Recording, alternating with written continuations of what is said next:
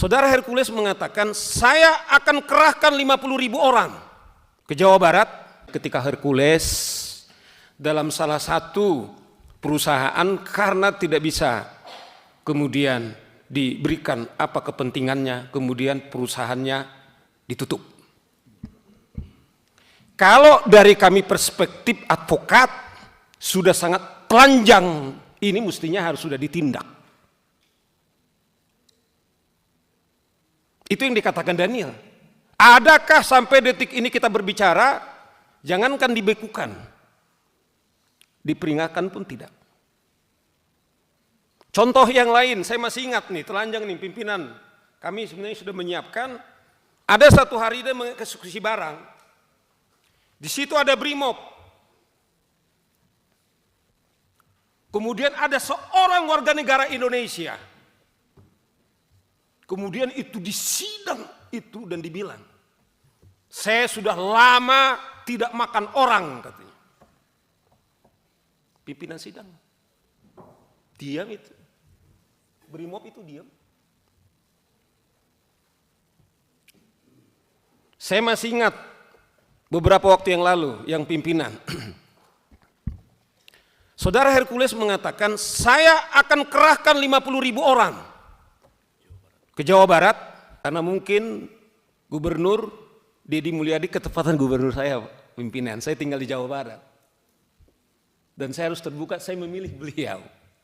Minta maaf ini tentu sudah selesai, bukan dalam konteks kampanye lagi bro, tidak lagi.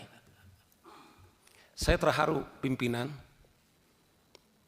Gubernur kami berpidato, setelah dia dilantik 3 bulan, baru sekali dia datang ke kantor. Saudara bisa cek. Yang ada itu adalah wakil gubernur, kemudian dengan sekretaris daerah yang menikmati kantor itu. Karena dia menyebutkan nama ormas saja, kemudian dia diancam. Saudara Deddy Mulyadi datang ke tempat saya. Apa maksud Anda? Tidak ada di situ, dia hanya ingin membentuk pemerintah daerah Jawa Barat, membentuk ormas. Yang saya miris pimpinan, polisi tidak akan mampu membubarkan kami. Kemudian kita bertanya, ada apa? Itulah yang sekarang terjadi di Depok. Bukan saja aparat penegak hukum kita, polisi kita, kemudian dikejar-kejar. Tetapi ada 3 mobil polisi kemudian mereka bakar. Kalau itu saja kemudian tidak ada lagi tindakan, sebenarnya menurut saudara Daniel itu dalam instrumen di Undang-Undang Ormas. Sudah layak dibekukan, tapi pertanyaannya adalah apakah telah dibekukan? Kembali, kita sudah berangkat definisi ormas itu adalah apa? Bukan hanya kita bicara soal ormasnya, sifat dan perilaku. Apakah karena beliau itu katanya dekat dengan presiden, Bung, yang dari Gerindra, memang sudah dijawab oleh saudara Habib berkali-kali. Apakah karena dia dengan presiden? Ini pertanyaan-pertanyaan kami, kemana kami lari? Hanya kita menyuarakan ke wakil kita. Itu yang saya bilang, kalau tentara kemudian Brimob saja kemudian hanya duduk seperti ini, sementara si preman kemudian menyidangkan. Ada harapan nggak dengan Bung Robert, pimpinan sidang? Saya tidak tahu, mungkin saya menyuarakan ini, tapi kalau saudara di sana mengatakan, kami juga sangat terhormat demi seperti dibilang Pak Sigit. Kami berterima kasih kepada Tampak untuk menyelamatkan. Dengan hormat juga, saya harus katakan, saya pribadi misalnya, kalaupun ketika kami menyuarakan ini, kalau nyawa kami sebagai taruhannya, sebagai komitmen kami sebagai advokat, Bung ini tahu, adalah juga sebagai penghormatan kami kepada hukum. Tetapi sampai detik ini, kawan-kawan, tidak ada. Itulah menurut kami kenapa ini penting, sangat urgent. Kita tidak benci kepada siapa-siapa, saya kembalikan tidak.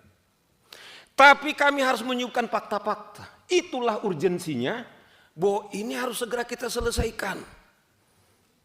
Apakah betul yang mulia hanya yang mulia tahu? Inilah contoh-contoh kita meminta supaya Komisi 3 mendesak Kumham, Menteri Dalam Negeri, mengapa ini kemudian tidak ada tindakan?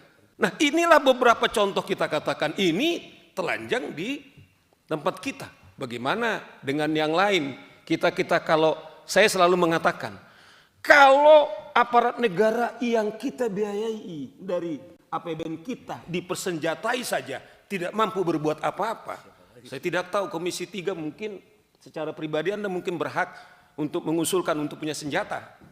Tapi saya tahu teman-teman saya ini pimpinan, saya tahu persis, saya bisa bertanggung jawab. Sekalipun kami para advokat berhak untuk memberikan senjata, tidak ada.